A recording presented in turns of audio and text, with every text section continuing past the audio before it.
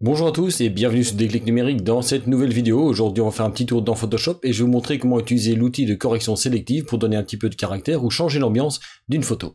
C'est parti.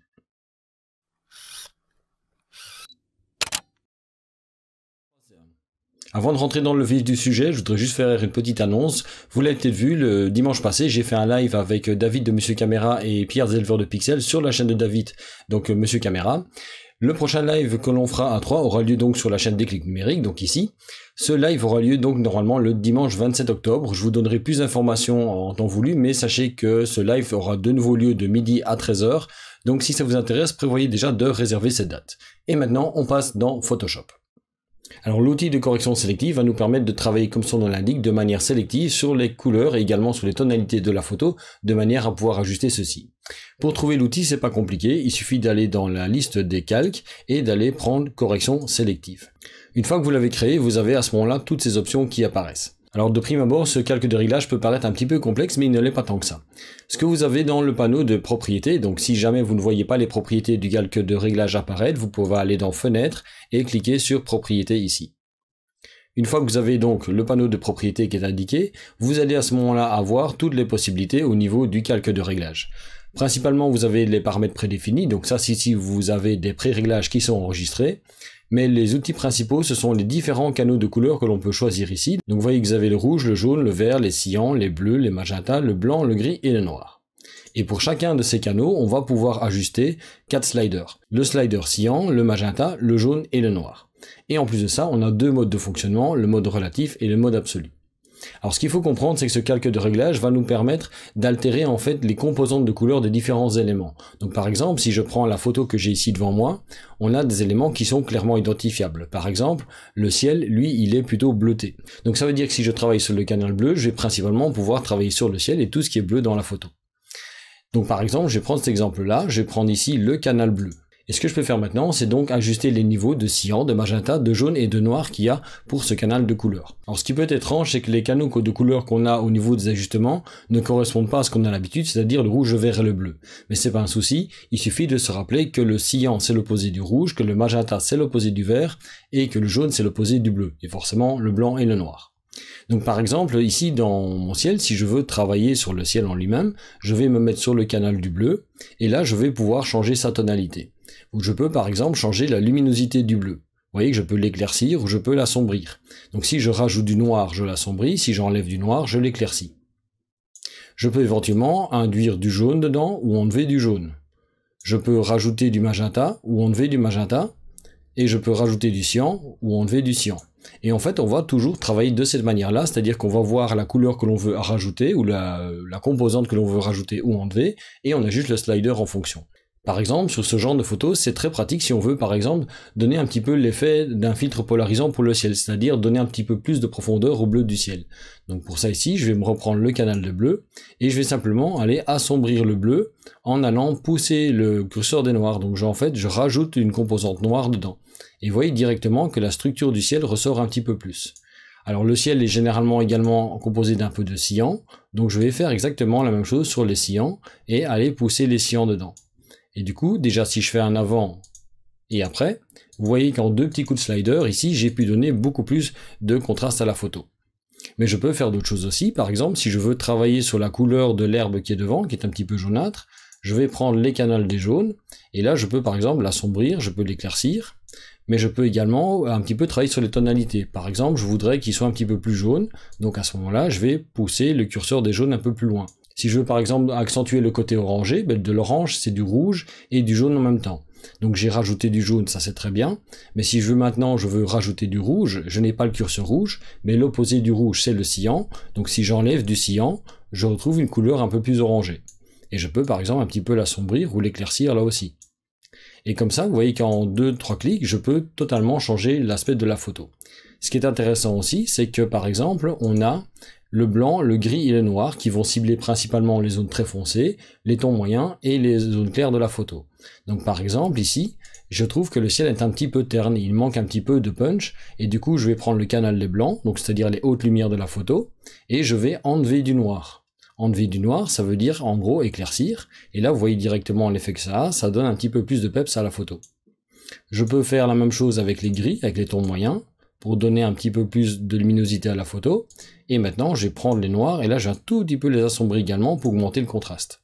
Et si je fais un avant et après, vous voyez que non seulement j'ai travaillé sur les couleurs de la photo, j'ai renforcé le ciel, j'ai donné un petit peu plus de côté orangé à l'avant-plan, mais en plus de ça, j'ai travaillé sur les contrastes en utilisant le blanc, le gris et le noir. Et comme ça, suivant ce que vous voulez faire, vous allez même pouvoir donner des tonalités de couleurs différentes aux différentes zones de luminosité. Par exemple, je pourrais travailler sur les gris, donc les tons moyens, et décider de mettre une ambiance un petit peu plus chaude à la photo, donc augmenter un tout petit peu les jaunes, et en rajouter un tout petit peu de rouge dedans aussi, ou éventuellement, au contraire, les enlever pour avoir vraiment un contraste entre la partie bleue et la partie plutôt orangée. Et vous voyez comme ça qu'en quelques réglages, je peux vraiment drastiquement changer l'aspect de ma photo. Alors je passe maintenant à la photo suivante pour montrer un autre cas de figure où ça marche particulièrement bien ici.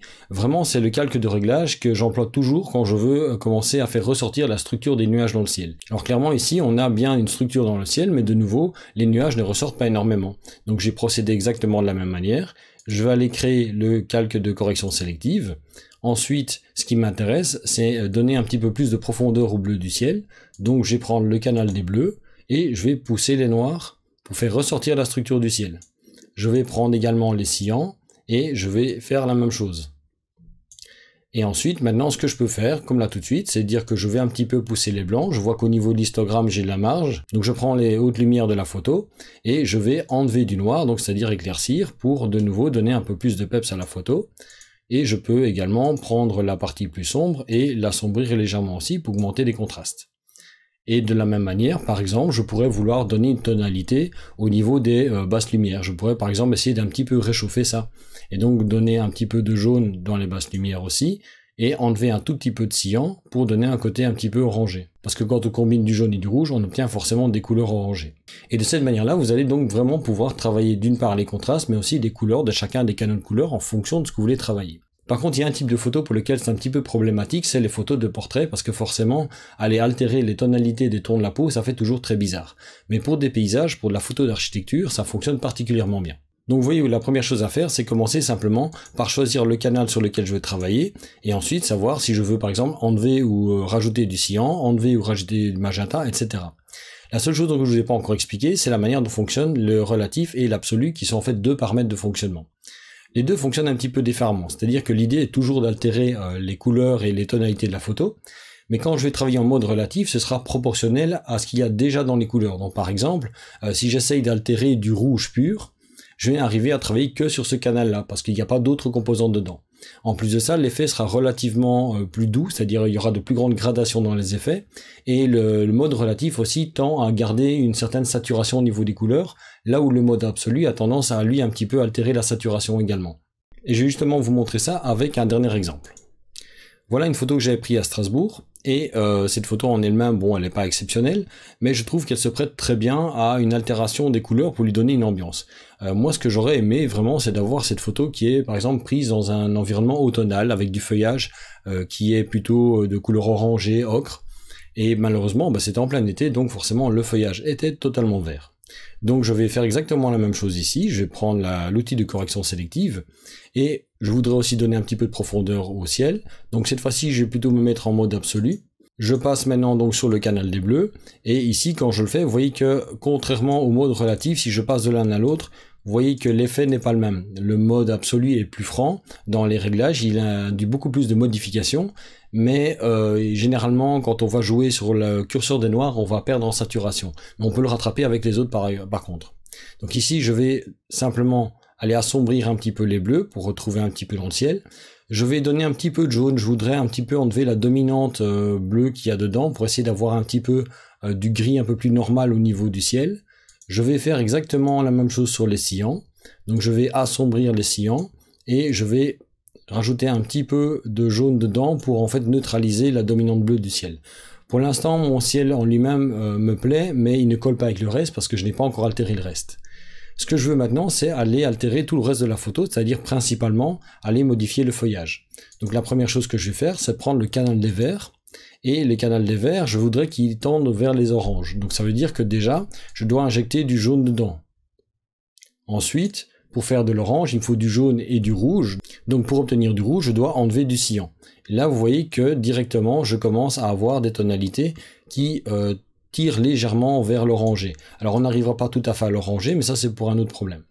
Donc ici, je peux même éventuellement aller pousser un peu de magenta pour essayer d'être à la frontière de ce qui serait orangé. Mais dans les faits, ce que nous on appelle vert au niveau du feuillage, c'est plutôt du jaune. Donc au niveau des canaux de couleur ici, je vais prendre maintenant le canal des jaunes et je vais faire exactement le même type de réglage. C'est-à-dire que je vais enlever du cyan pour rajouter du rouge. Et là, vous voyez directement que je commence à avoir une couleur de feuillage un peu plus automnale. Alors je peux éventuellement pousser un petit peu le jaune dedans aussi et voir si avec le magenta je trouve pas quelque chose d'un petit peu plus dramatique. Donc là j'arrive dans quelque chose d'assez surréaliste, mais de nouveau ça c'est à chacun de voir le traitement qu'il veut faire. Ici je peux également jouer sur la luminosité, donc forcément si j'éclaircis je perds en saturation, si j'assombris je vais gagner en saturation, donc là c'est de nouveau une question de réglage à obtenir. Donc je vais essayer de trouver quelque chose qui est quand même pas trop surréaliste non plus, en rajoutant un petit peu de jaune, en tirant encore un petit peu les cyans, et comme ceci. Donc déjà maintenant, si je fais un avant et après, vous pouvez voir que j'ai bien changé toute l'ambiance de la photo.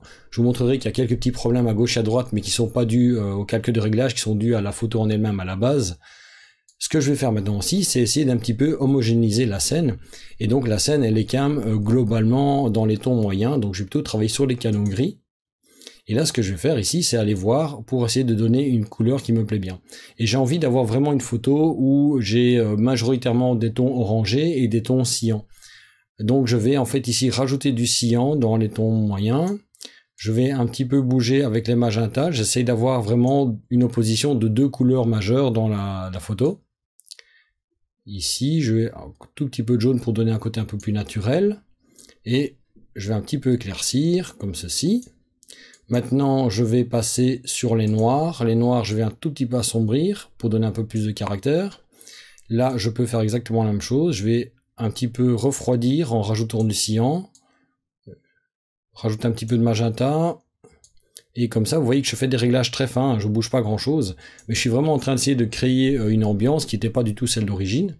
Et enfin, je vais travailler sur les blancs. Donc, je prends le canal des blancs et je vais un petit peu les éclaircir. Alors il me semble qu'il y a une légère dominante jaune dans les blancs qui ne me plaît pas. Donc je vais enlever du jaune, comme ceci. Et je peux même voir éventuellement, non ça me paraît très bien, je vais laisser comme ceci. Et voilà, maintenant j'ai changé totalement l'ambiance de ma photo. Donc ça c'était la photo d'origine. Moyennant un ajustement des canaux de couleur des verts et des jaunes, j'ai pu donc changer la couleur des arbres. J'ai travaillé sur les bleus pour donner de la profondeur au niveau du ciel. Et alors j'ai travaillé également sur le blanc, le gris et le noir pour justement donner une ambiance un petit peu plus générale. Ce qui permet également d'un petit peu homogénéiser la scène. Alors par contre, ce que je voudrais quand même vous montrer, c'est que dans certains cas, pour certains types de photos, on va avoir des défauts qui vont apparaître. Alors ici, ces défauts, ils étaient déjà présents. Si vous regardez la photo d'origine, on voit déjà des franges. Ici, ce sont des aberrations chromatiques qui sont présentes. Et ça, malheureusement, ils sont là depuis la prise de vue, donc on ne sait pas les supprimer. Et du coup, quand on fait ce genre de réglage dessus, on accentue ces défauts-là.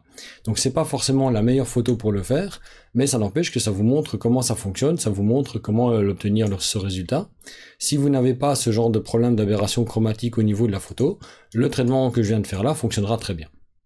Donc pour récapituler, l'outil de correction sélective va donc nous permettre de choisir un canal de couleur et ensuite de travailler sur les composants de cette couleur-là en allant rajouter ou enlever une couleur, c'est-à-dire que si par exemple j'enlève du cyan, c'est comme si je rajoutais du rouge, si je rajoute du jaune, c'est comme si j'enlève du bleu, donc il faut juste faire la correspondance entre les deux. Vous voyez que ça permet aussi simplement par exemple de faire ressortir du contraste dans le ciel, parce que puisqu'on peut travailler sur du bleu, on va pouvoir à ce moment-là l'assombrir ou l'éclaircir.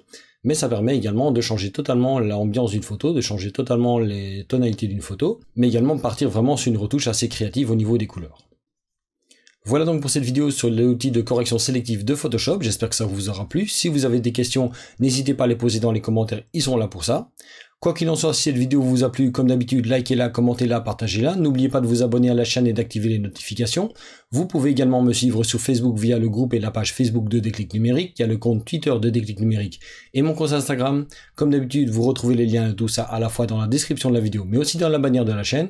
Et sinon, moi, je vous dis à la semaine prochaine pour une nouvelle vidéo sur Déclic Numérique.